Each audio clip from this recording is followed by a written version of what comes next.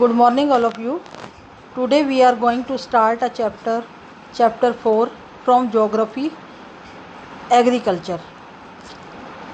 Gurpreet, Madho, and Tina were walking through the village where they saw a farmer tilling land. Gurpreet, Madho और टीना एक गांव में गुजर रहे थे। वहां उन लोगों ने एक किसान को खेत की जुताई करते हुए देखा। टिलिंग मीन्स होता है जुताई करना। द फार्मर टोल्ड देम, किसान ने उन्हें बताया, that he was growing wheat, कि वो गेहूँ उगा रहा था, and had just added manure to the soil to make it more fertile, और जो है उसने मिट्टी को अधिक उपजाऊ बनाने के लिए अभी खाद डाला है। He told the children that the wheat would fetch a good price in the mandi, from where it would be taken to factories to make bread and biscuits from flour. Floor होता है आटा। उसने बच्चों से कहा कि गेहूँ मंडी में अच्छी कीमत पर बिकेगा, जहाँ से उसे आटे में परिवर्तित करके कारखाने में डबल रोटी, ब्रेड होता है डबल रोटी, और बिस्कुट बनाने के लिए ले जाया जाएगा। This transformation from a plant to a finished product involve 3 types of economic activities. कहते हैं पौधे से जो है ट्रांसफॉर्म करके जो उत्पाद है उसको बदलने में 3 प्रकार की आर्थिक क्रियाएं होती हैं। दीज आर प्राइमरी, ये एक्टिविटीज़ कौन सी हैं? प्राइमरी प्राथमिक क्रियाएं, सेकेंडरी द्वितीयक क्रियाएं, और टेरेशरी तृतीयक क्रियाएं। Primary activities include all those connected with extraction and production of natural resources. कहते हैं प्राथमिक क्रियाओं के अंतर्गत उन सभी क्रियाओं को शामिल किया जाता है जिनका संबंध प्राकृतिक संसाधनों के उत्पादन और निष्कर्षण से है। Agriculture, fishing and gathering are good examples. इसके अच्छे एग्जाम्पल्स हैं कृषि, मछली पालन और भंडारण। मतलब गैदरिंग होता है इकट्ठा करना, भंडार कर लेना, संग्रहण कर लेना, इनके अच्छे उदाहरण हैं। Secondary activities are concerned with the processing of these resources.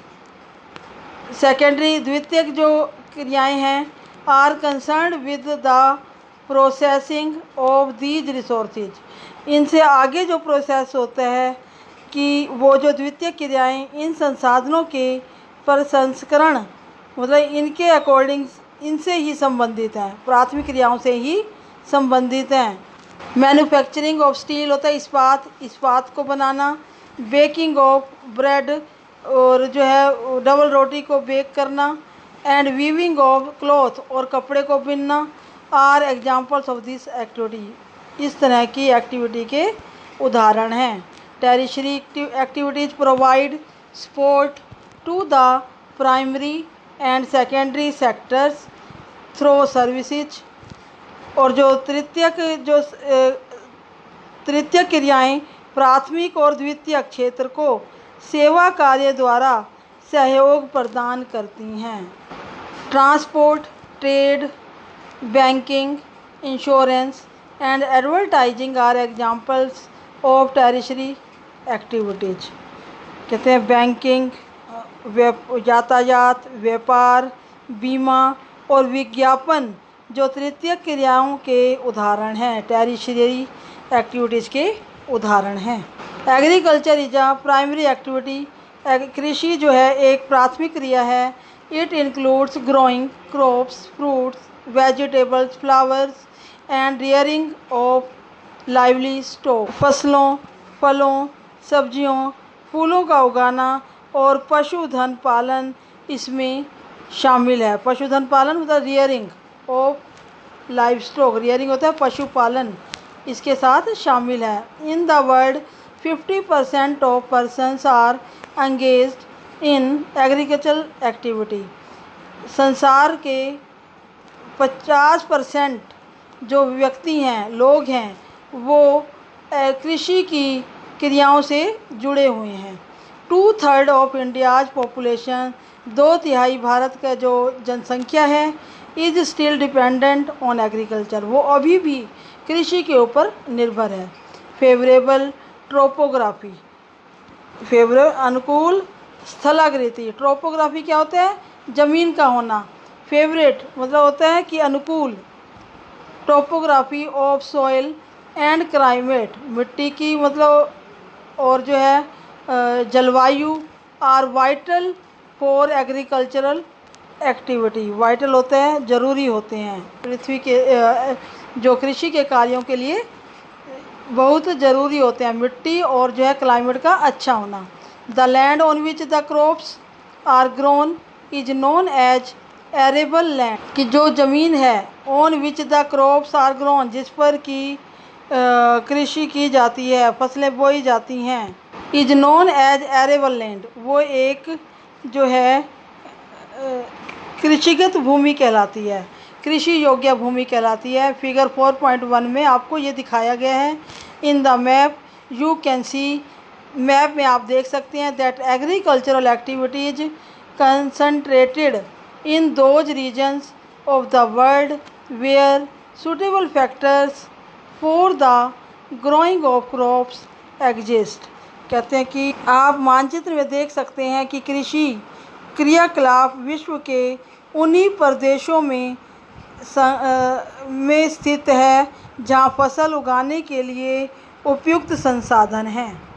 Do you know, क्या आप जानते हैं? कृषि, एग्रीकल्चर क्या होता है? कृषि, the science and art of cultivation on the soil, raising crops and rearing livestock. It is also called farming. कहते हैं मिट्टी की जुताई, फसलों को उगाना और पशुपालन का विज्ञान एवं कला है, इसे खेती भी कहते हैं। नंबर 2 पर दिया हुआ है आपको सेरिकल्चर। सेरिकल्चर में commercial rearing of silk worms, it may supplement the income of the farmer. रेशम के कीटों का पालन यह कृषक की आय में जो है सहायक हो सकता है। नंबर 3 है पिसीकल्चर। पिसीकल्चर होता है कि मछली पालन, पिसीकल्चर मछली पालन। और इससे पहले था सेरिकल्चर, क्या होता है? रेशम उत्पादन। एग्रीकल्चर होता है कृषि। Pisciculture breeding of fish in specially constructed tanks and ponds. कहते हैं कि मछली पालन करना मुख्य रूप से कंस्ट्रक्टेड टैंक, जिनको कि जो तालाब निर्मित होते हैं, और पोखरों में मछली का पालन करना। कहते हैं निर्मित मतलब अपने जो मनुष्य के द्वारा निर्माण किए गए तालाबों और पोखरों में मछली का पालन करना। इसके बाद है आपका विटीकल्चर, कल्टीवेशन ऑफ ग्रेप्स। कहते हैं कि अंगूरों की खेती। विटीकल्चर क्या होता है? द्राक्षा कृषि। द्राक्षा कृषि मतलब द्राक्षा कहते हैं अंगूरों की खेती। नेक्स्ट है last horticulture, growing vegetables, flowers and fruits for commercial use. Horticulture होता है उद्यान कृषि, उद्यान जो बागों में उगाया जाए, वाणिज्यिक उपयोग के लिए सब्जियों, फूलों और फलों को उगाना जो है आपका क्या कहलाता है? हॉर्टिकल्चर। अब स्टार्टिंग से देख लो। एग्रीकल्चर हम कहते हैं कृषि को, मिट्टी की जुताई, फसलों को उगाना और पशुपालन का विज्ञान एवं कला है, इसे खेती भी कहते हैं। सेरिकल्चर होता है रेशम उत्पादन, रेशम के कीटों का पालन करना, यह कृषक की आय में जो है सहायक हो सकता है। पिसीकल्चर होता है मछली पालन, विशेष रूप से निर्मित तालाबों और पोखरों में मत्स्य पालन करना, मछली पालन करना। इसके बाद है विटीकल्चर, अंगूरों की खेती कही जाती है इसको। क्या होता है? ग्रोइंग ऑफ ग्रेप्स, अंगूरों की खेती। लास्ट है हॉर्टिकल्चर। हॉर्टिकल्चर होता है उद्यान कृषि, जिन चीज़ों को हम बागों में उगाते हैं, जैसे वाणिज्यिक उपयोग के लिए सब्जियों, फूलों और फलों को उगाना। Growing vegetables, flowers and fruits for commercial use, business के लिए, व्यापार के लिए वेजिटेबल्स को उगाना, फूलों को उगाना और फलों को उगाना, ये क्या कहलाता है? हॉर्टिकल्चर। फार्म सिस्टम, इसके बाद हम करते हैं फार्म सिस्टम। क्या होता है? कृषि तंत्र, कृषि के करने का तरीका क्या है, उसका सिस्टम क्या है?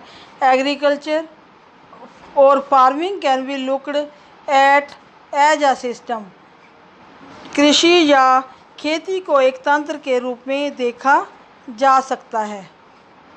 The important inputs are seeds, fertilizers, machines and labour.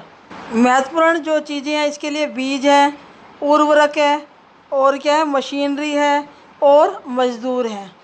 Some of the operations involved are ploughing, जुताई और बुवाई, जुताई और बुआई, इरिगेशन, सिंचाई, वीडिंग, वीडिंग का मतलब होता है निराई, एंड हार्वेस्टिंग, और जो है कटाई, इसकी मुख्य क्रियाएं हैं, इसकी मुख्य क्रियाएं हैं। The outputs from the system include crops, wool, dairy and poultry products. इस क्रिया के अंतर्गत फसल, ऊन, डेयरी और पोल्ट्री क्या होते हैं, जहाँ पर मुर्गी पालन किया जाता है, ये क्रियाएं शामिल होती हैं। टाइप्स ऑफ फार्मिंग, अब फार्मिंग के प्रकार कितने हैं, जो कृषि करते हैं कितने प्रकार से की जाती है। Farming is practised in various ways across the world, विश्व के कृषि विभिन्न तरीक़ों से की जाती है, संसार में कृषि विभिन्न तरीक़ों से की जाती है। Depending upon the geographical conditions, demand of produce, labour and level of technology, farming can be classified into two main type. भौगोलिक दशाओं, उत्पाद की मांग, श्रम और प्रौद्योगिकी के स्तर के आधार पर कृषि दो मुख्य प्रकारों में बांटी जा सकती है। नंबर 1 है these are subsistence farming and commercial farming. Subsistence farming का मतलब होता है निर्वाह कृषि, जिसे गुजारा चल सके, और दूसरी होती है कमर्शियल फार्मिंग, जिसको वाणिज्यिक कृषि कहा जाता है, जिसको हम जो है बिजनेस पर्पस से यूज में लाते हैं। अब नंबर 1 है subsistence farming. This type of farming is practised to meet the needs of the farmer's family. इस तरह की जो खेती की जाती है वो जो है वो परिवार की, जो किसान का परिवार होता है उसकी आवश्यकताओं को पूरा करने के लिए की जाती है। ट्रेडिशनली, पारंपरिक रूप से, low levels of technology and household labour are used to produce on small output. कहते हैं पारंपरिक रूप से कम उपज प्राप्त करने के लिए जो है निम्न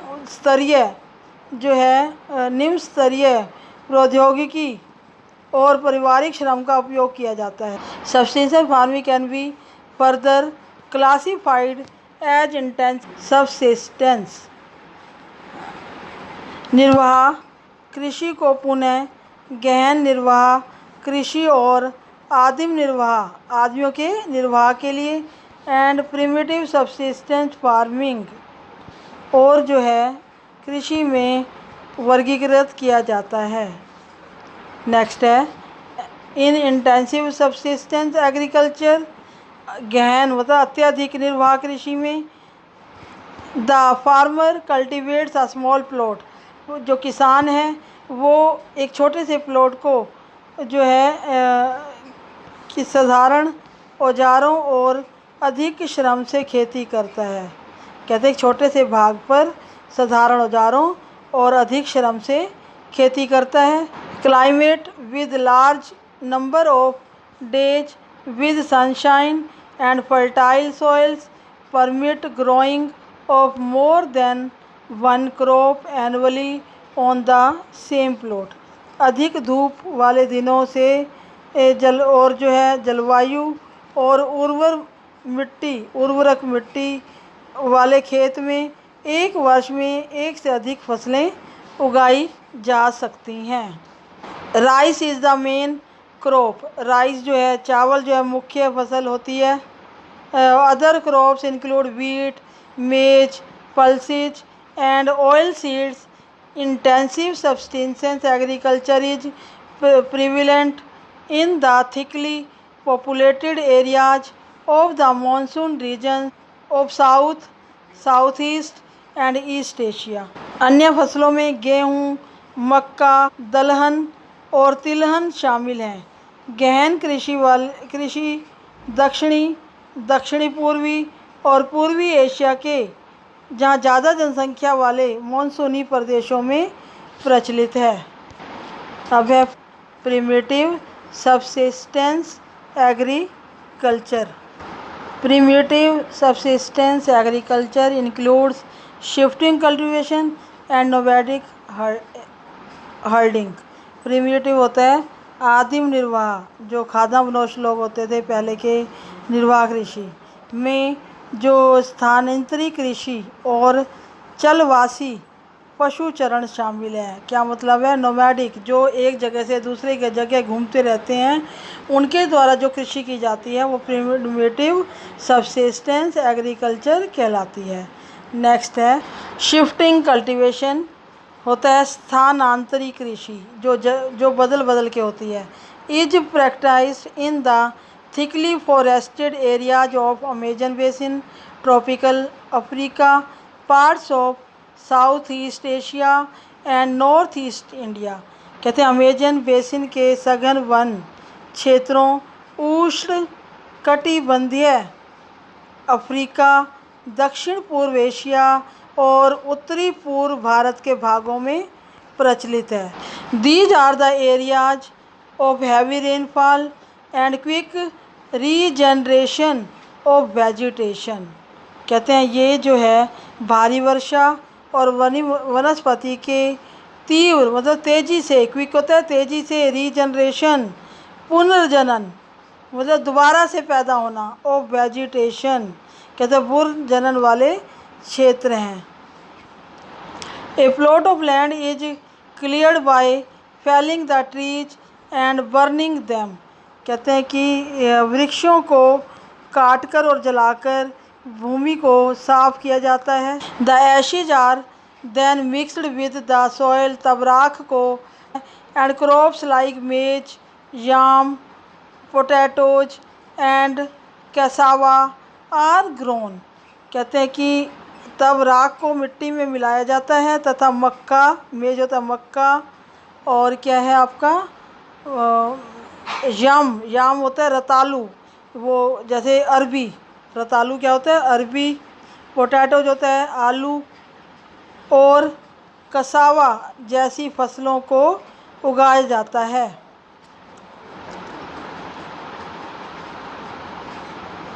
after the soil losses it's fertility, the land is abundant and the cultivator moves to a new plot।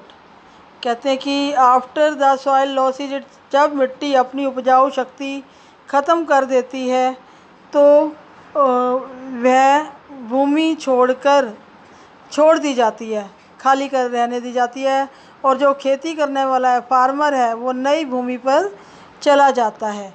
Shifting cultivation is also known as slash and burn agriculture. जो स्थानांतरी कृषि को जो है स्लैश एंड बर्न, काटना और जलाना कृषि के रूप में भी जाना जाता है। स्लैश एंड बर्न एग्रीकल्चर, काटना और जलाना कृषि के रूप में जाना जाता है।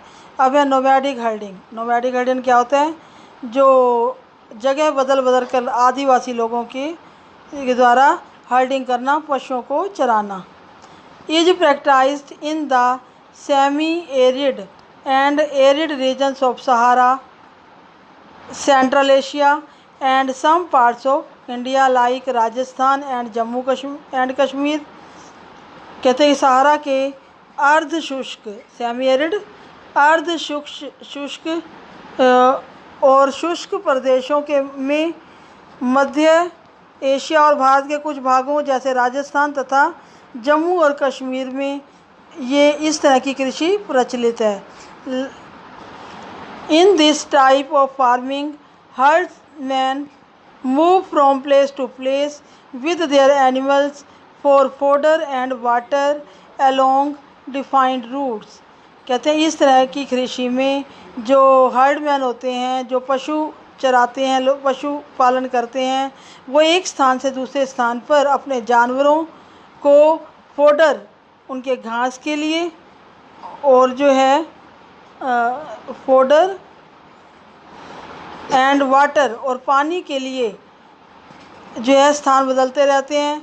अलोंग डिफाइंड रूट्स, मतलब जो डिफाइंड रूट्स होता है, निश्चित मार्गों से घूमते रहते हैं। This type of movement arises in response to climatic constraints and terrain. This type of movement arises in response to climatic, इस प्रकार की गतिविधि जलवायविक बाधाओं, जलवायु की बाधाओं और भूभाग की प्रतिक्रिया स्वरूप उत्पन्न होती है। Sheep, camel, yak and goats are most commonly Rudyard.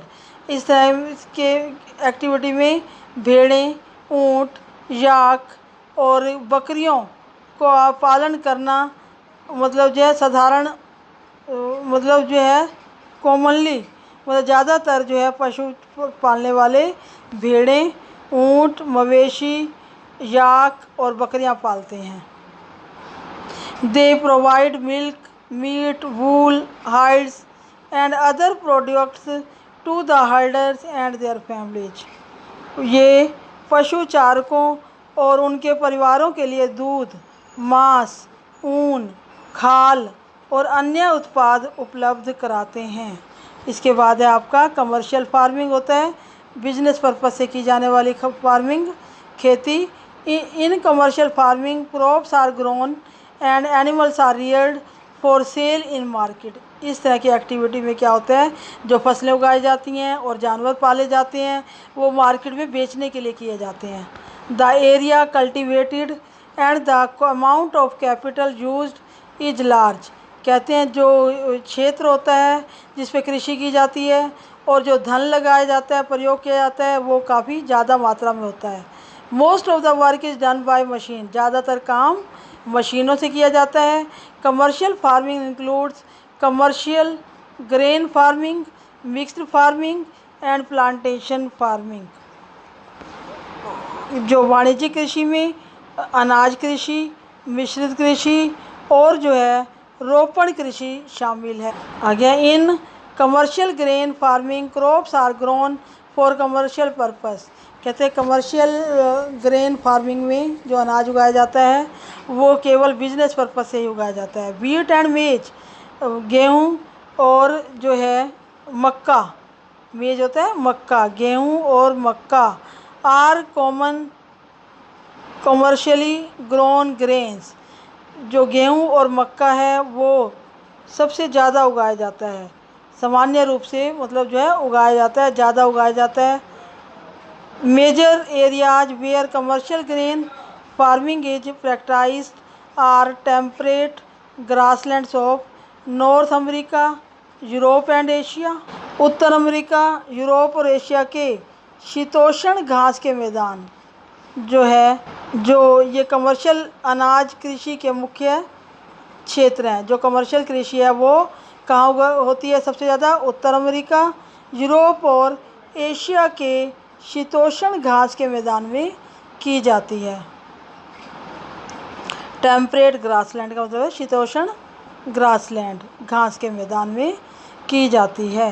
Next है, these areas are sparsely populated with large farms spreading over hundreds of hectares. कहते हैं कि ये क्षेत्र सैकड़ों हेक्टेयर के बड़े फार्मों से युक्त जो है कम आबादी वाले क्षेत्र होते हैं। Severe winters restrict the growing season and only a single crop can be grown.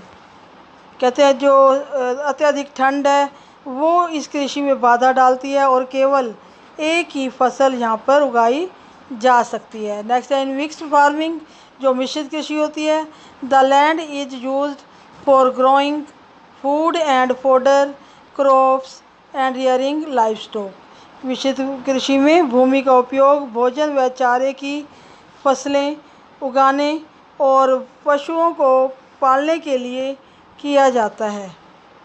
It is practised in Europe, eastern USA, Argentina, south east Australia, New Zealand and south Africa. कहते हैं कि यह यूरोप, पूर्वी संयुक्त राज्य अमेरिका, अर्जेंटीना, दक्षिणी पूर्वी Australia, New Zealand और दक्षिणी अफ्रीका में प्रचलित हैं। Plantations are a type of commercial farming where single crop of tea, coffee, sugarcane, cashew, rubber, banana और कॉटन आर ग्रोन। कहते हैं रोपण कृषि वाणिज्यिक कृषि का एक प्रकार है जहाँ चाय, कहवा, काजू, रबड़, केला अथवा कपास की एकल फसल उगाई जाती है। एकल मतलब अकेली फसल पूरे साल में उगाई जाती है। Large amount of labour and capital R required, और ज़्यादा मात्रा में जो है लेबर की ज़रूरत पड़ती है, मज़दूरों की ज़रूरत पड़ती है और धन की आवश्यकता पड़ती है। The produce may be processed on the farm itself or in nearby factories. जो प्रोड्यूस होती है, जो पैदावार होती है, वो खेतों पर ही या निकट के कारखानों में किया जाता है। मतलब जो है पैदावार को मतलब प्रसंस्करण कहते हैं, या इसको एक जगह से दूसरी जगह भेजने का काम निकट के कारखानों में या खेतों पर ही किया जा सकता है। The development of a transport network is thus essential for such farming. Essential होता है ज़रूरी। कहते हैं कि जो इस प्रकार इस कृषि में परिवहन मतलब यातायात के विकास की आवश्यकता होती है, यातायात की बहुत ज़्यादा ज़रूरत पड़ती है। Major plantations are found in the tropical regions of the world. रोपण कृषि के मुख्य क्षेत्र विश्व के उष्ण कटिबंधीय प्रदेशों में, ट्रॉपिकल रीजन्स का मतलब है उष्ण कटिबंधीय प्रदेशों में पाए जाते हैं। Rubber in Malaysia, coffee in Brazil, tea in India and Sri Lanka are some examples. कहते हैं कि मलेशिया में रबड़, ब्राज़ील में कहवा, भारत और श्रीलंका में चाय इसके उदाहरण हैं। मेजर क्रॉप्स, मुख्य फसलें। A large variety of crops are grown to meet the requirement of the growing population. बढ़ती हुई जनसंख्या की आवश्यकता को पूरा करने के लिए विभिन्न प्रकार की फसलें उगाई जाती हैं। Crops also supply raw materials for agro based industries. फसलें कृषि आधारित उद्योगों के लिए भी कच्चे माल की आपूर्ति करती हैं। Major food crops are wheat, rice, maize and millets. Jute and cotton are fibre crops. Important beverage crops are tea and coffee. गेहूँ, चावल, मक्का और बाजरा मुख्य खाद्य फसलें हैं। जूट और कपास रेशेदार फसलें हैं। चाय और कहवा मुख्य पीने वाली या पेय पदार्थ बनाने वाली फसलें। अब है राइस। सबसे पहले क्या है फसल? Rice. Rice is the major food crop of the world. चावल संसार की मुख्य खाद्य फसल है। It is the staple diet of the tropical and tropical regions. यह उष्णकटिबंधीय और उपोष्णकटिबंधीय प्रदेशों का मुख्य आहार है। Rice needs high temperature, high humidity and rainfall. कहते हैं चावल के लिए उच्च तापमान, अधिक जो है आर्द्रता एवं वर्षा की आवश्यकता होती है। It grows best in alluvial clayey soil which can retain water. यह फसल चिकनी जलोढ़ मिट्टी जिसमें जल रोकने की क्षमता हो में अच्छे तरीके से बढ़ती है। China leads in the production of rice followed by India, Japan, Sri Lanka and Egypt. चीन चावल उत्पादन में सबसे आगे है। इसके बाद क्रमशः भारत, जापान, श्रीलंका और मिस्र है। In favourable climatic conditions as in West Bengal and Bangladesh 2 to 3 crops are grown in a year। अनुकूल जलवायु दशाओं जैसे पश्चिमी बंगाल और बांग्लादेश में एक वर्ष में 2 से 3 फसलें उगाई जाती हैं। नेक्स्ट है वीट, गेहूँ। Wheat requires moderate temperature and rainfall during growing season and bright sunshine at the time of harvest. गेहूँ की उगाने में मध्यम तापमान एवं वर्षा और काटने के समय, फसल की कटाई के समय तेज़ धूप की आवश्यकता होती है। It thrives best in well drained loamy soil. इसका विकास अपवाहित जो दोमट मिट्टी में सर्वोत्तम ढंग से होता है। इसका विकास जो दोमट मिट्टी होती है, लोमी सॉइल क्या होती है, दोमट मिट्टी में अधिक अच्छे तरीके से होता है। Wheat is grown extensively in USA. गेहूं का उत्पादन जो है, गेहूं की फसल ज़्यादा मात्रा में यूएसए में, Canada, Argentina, Russia, Ukraine, Australia और भारत में होता है। In India it is grown in winter. Bharat में इसे सर्दी ऋतु में उगाया जाता है। मिलेट्स होते हैं। They are also known as coarse grains and can be grown on less fertile and sandy soils. कहते हैं ये मोटे अनाज के रूप में भी जाने जाते हैं। मिलेट्स क्या होते हैं, मोटे अनाज के रूप में जाने जाते हैं और कम उपजाऊ तथा बालू मिट्टी में उगाए जा सकते हैं। It is a hardy crop that needs low rainfall and high to moderate temperature and adequate rainfall. Jowar, bajra and ragi are grown in India. Other countries are Nigeria, China and Niger. ये ऐसी फसलें हैं जिसमें कम वर्षा और उच्च से मध्यम तापमान तथा पर्याप्त सूर्य प्रकाश की आवश्यकता होती है। ज्वार, बाजरा और रगी भारत में उगाए जाते हैं। नाइजेरिया, चीन और नाइजर इसके अन्य उत्पादक देश हैं। नेक्स्ट है मेज रिक्वायर्स मॉडरेट टेम्परेचर। इसके लिए मध्यम तापमान, वर्षा और अधिक धूप की आवश्यकता होती है। मेज requires moderate temperature, rainfall and loads of sunshine. मक्के को उगाने के लिए मध्यम तापमान, वर्षा और अधिक धूप की आवश्यकता होती है। It needs well drained fertile soils. इसे जो है उपजाऊ मिट्टी की आवश्यकता पड़ती है। मेज is grown in north America, Brazil, China, Russia, Canada, India and Mexico. Mecca north America में, ब्राज़ील में, चाइना में, रशिया में, कनाडा में, इंडिया में और मैक्सिको में उगाया जाता है। नेक्स्ट है कॉटन। कॉटन होता है कपास। Cotton requires high temperature, light rainfall, 210 Frost free days and bright sunshine for its growth. कहते हैं कॉटन जो है के लिए उच्च तापमान, हल्की वर्षा, 200 से 210 पाला रहित, जब कोई फ्रोस्ट ना हो, पाला ना हो, दिन और तेज चमकीली धूप की आवश्यकता पड़ती है।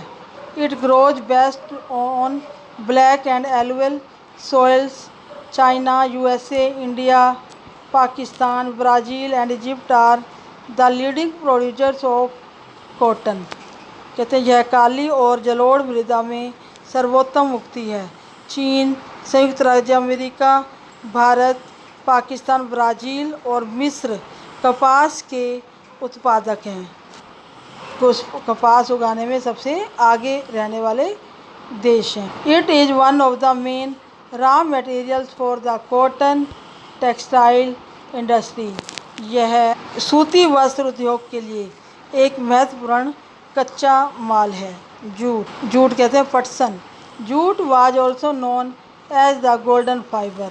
जूट, इसको जो है सुनहरा रेशा के नाम से भी जाना जाता है। It grows well on alluvial soil and requires high temperature, heavy rainfall and humid climate. इसके लिए भी जलोढ़ मिट्टी की आवश्यकता पड़ती है और इसे उच्च तापमान, भारी वर्षा और आर्द्र जलवायु की आवश्यकता होती है। This crop is grown in the tropical areas. India and Bangladesh are the leading producers of jute. यह फसल उष्ण कटिबंधीय क्षेत्रों में उगाई जाती है। भारत और बांग्लादेश पटसन के अच्छे उत्पादक हैं। सबसे आगे रहने वाले उत्पादक हैं। Coffee requires warm and wet climate and well drained loamy soil. इसके लिए गर्म और आर्द्र जलवायु और जो है दोमट मिट्टी की आवश्यकता पड़ती है। लोमी सॉइल, दोमट मिट्टी की आवश्यकता पड़ती है। Hill slopes are more suitable for growth of this crop. जो पहाड़ी इलाके हैं, पहाड़ी ढलान वाले क्षेत्र हैं, वो ज़्यादा जो है इसकी वृद्धि के लिए उपयुक्त होते हैं। Brazil is the leading producer followed by Colombia and India. कहते ब्राज़ील कॉफ़ी का सबसे आगे रहने वाला उत्पादक है। इसके बाद कोलंबिया और भारत हैं। T is a beverage crop grown on plantation. कहते हैं कि जो चाय है बागानों में उगाए जाने वाली एक पेय फसल है। पेय होता है पीने वाली फसल है। This requires cool climate and well distributed high rainfall through out the year for the growth of its tender leaves. इसकी कोमल पत्तियों की वृद्धि के लिए ठंडी जलवायु और वर्ष का समान रहने वाला जो उच्च वर्षा की आवश्यकता होती है। मतलब समान रूप से जो बरसात होती है उसकी आवश्यकता होती है। It needs well drained loamy soils. इसके लिए दोमट मिट्टी की जो मंद ढाल की आवश्यकता होती है, दोमट मिट्टी की आवश्यकता पड़ती है। India, China, Sri Lanka produce the best quality T in the world. Bharat, China और श्रीलंका जो है सबसे अच्छी क्वालिटी की चाय संसार में जो है सबसे अच्छी क्वालिटी की चाय जो है चाइना, श्रीलंका और भारत में उगाई जाती है। एग्रीकल्चरल डेवलपमेंट, कृषि का विकास। एग्रीकल्चरल डेवलपमेंट, कृषि का विकास। Agricultural development refers to efforts made to increase farm production in order to meet the growing demand of increasing population। Population मतलब जनसंख्या। कृषि विकास का संबंध बढ़ती जनसंख्या की बढ़ती मांग को पूरा करने के लिए कृषि के उत्पादन को बढ़ाने की दिशा में किए जाने वाले प्रयासों से है। This can be achieved in many ways such as increasing the cropped area, the number of crop grown improving irrigation facilities, use of fertilizers and high yielding variety of seeds। यह कई तरीकों से प्राप्त किया जा सकता है, जैसे बोए गए क्षेत्र में विस्तार करके, बोई जाने वाली फसलों की संख्या बढ़ाकर, सिंचाई सुविधाओं में सुधार करके, उर्वरकों और उच्च उपज देने वाले बीजों के प्रयोग के द्वारा। Mechanisation of agriculture is also another aspect of agricultural development. कृषि का मशीनीकरण भी कृषि के विकास का एक अन्य पहलू है। The ultimate aim of agricultural development is to increase food security. कृषि के विकास का जो मुख्य लक्ष्य है, खाद्य सुरक्षा को बढ़ाना है। Agriculture has developed in different places in different parts of the world. कृषि का विकास विश्व के विभिन्न भागों में विभिन्न गतियों से हुआ है। Developing countries with large population usually practise intense agriculture where crops are grown on small holdings mostly for subsistence. आर्थिक जनसंख्या वाले विकासशील देश अधिकतर गहन कृषि करते हैं, जहाँ छोटी जोतों पर सामान्यतः जीविकोपार्जन के लिए फसलें उगाई जाती हैं। जीवन को बढ़ाने के लिए, जीवन की पूर्ति करने के लिए फसलें उगाई जाती हैं। Larger holdings are more suitable for commercial agriculture as in USA, Canada and Australia. बड़ी जोतें वाणिज्यिक कृषि के लिए अधिक उपयुक्त होती हैं, जैसे संयुक्त राज्य अमेरिका, कनाडा और Australia. With the help of 2 case studies of farms, one from India and the other from the USA, let us understand about agriculture in the developing and developed country.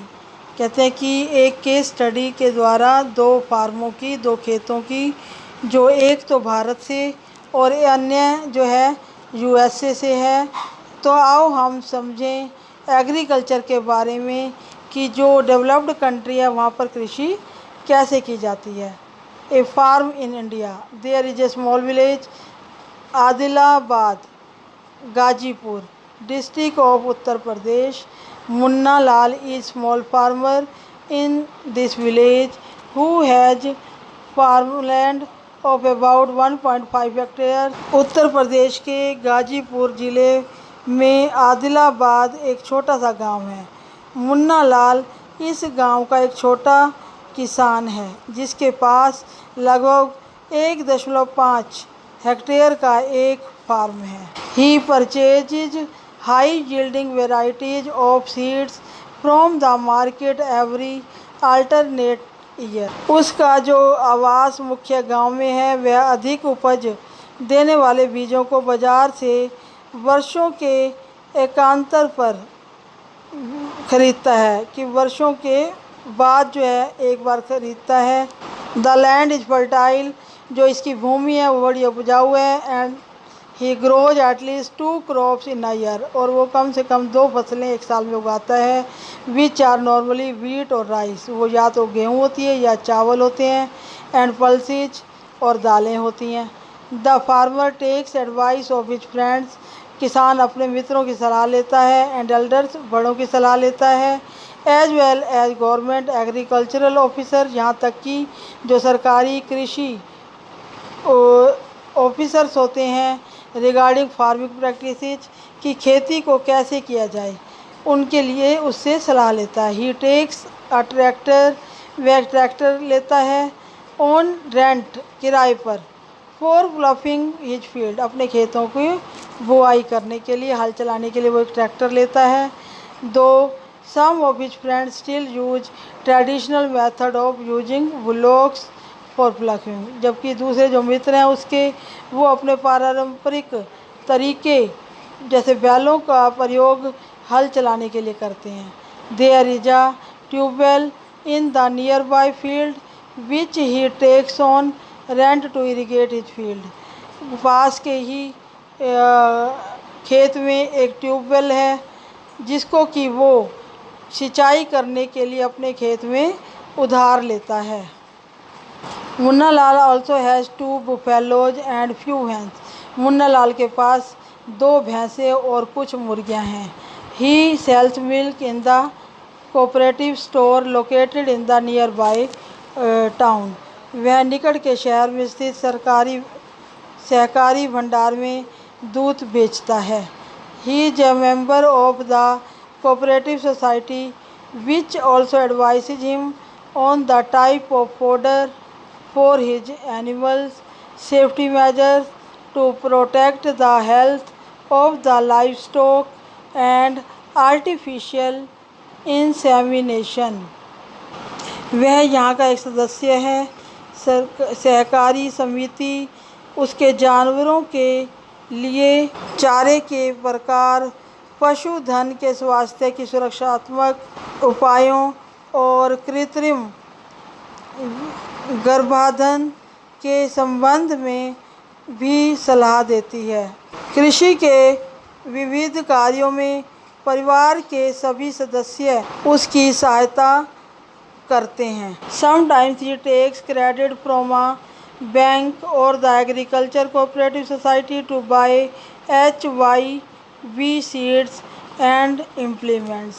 कभी कभी वह bank या कृषि सहकारी समिति से बीजों की उच्च उपज वाली किस्मों और औजारों को खरीदने के लिए ऋण लेता है। He sells his products in the mandi located in the nearby town. वह अपने उत्पाद को निकट के शहर में स्थित मंडी में बेचता है। Since majority of the farmers do not have lakh storage facilities, they are forced to sell the produce even when the market is not favorable to them. अधिकांश किसानों के पास भंडारण सुविधाओं की कमी होती है, इसीलिए वे बाजार के अनुकूल न होने पर भी अपने उत्पादों को बेचने के लिए विवश होते हैं। In recent years, the government has taken some steps to develop storage facility. हाल ही के वर्षों में सरकार ने भंडारण की सुविधाओं के विकास के लिए कुछ कदम उठाए हैं। ए फार्म इन द USA, पहले हमने पढ़ा इंडिया का और अब हम फार्म कहाँ का पढ़ रहे हैं, USA. The average size of a farm in USA is much larger than that of an Indian farm. कहते हैं कि अगर जो है संयुक्त राज्य अमेरिका में एक फार्म का औसत आकार भारतीय फार्म की तुलना में बहुत बड़ा होता है। A typical farm size in USA is about 250 hectares. कहते हैं कि एक जो है प्रारूपिक मतलब एक छोटे से छोटे फार्म का आकार 250 हेक्टेयर होता है। The farmer generally resides in the farm, और जो किसान होता है वो प्रायः फार्म पर ही रहता है, रिसाइड पर रहता है। Some of the major crops grown are corn, soybean, wheat, cotton and sugar cane. Joe Horn, a farmer in the mid west USA in Iowa state owns about 300 hectares of land. संयुक्त राज्य America में मध्य पश्चिम में स्थित Iowa राज्य के एक किसान जो हॉर्न के पास 300 हेक्टेयर भूमि है, he grows corn on his field after making sure that soil and water resources meet the needs of this crop.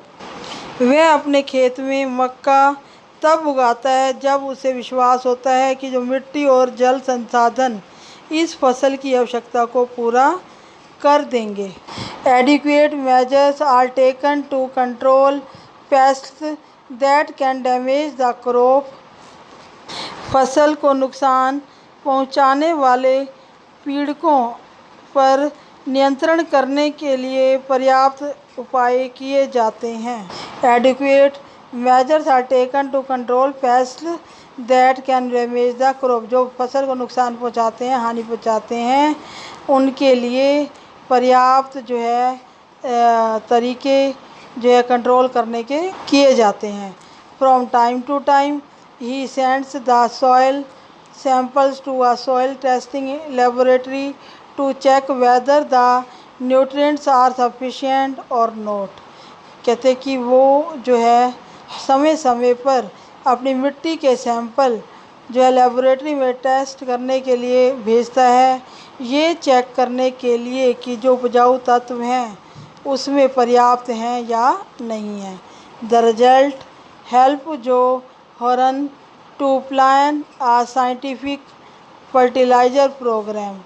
और परिणाम द रिजल्ट हेल्प जो परिणाम है वो जो की सहायता करता है जो हॉर्न की जो ये योजना है साइंटिफिक फर्टिलाइज़र प्रोग्राम के लिए। परिणाम जो हॉर्न को वैज्ञानिक उर्वरक कार्यक्रम की योजना बनाने में मदद करते हैं।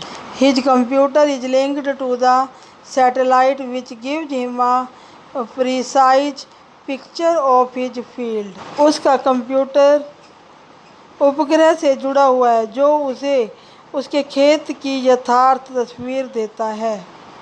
This helps him to use commercial fertilisers and pesticides wherever they are required.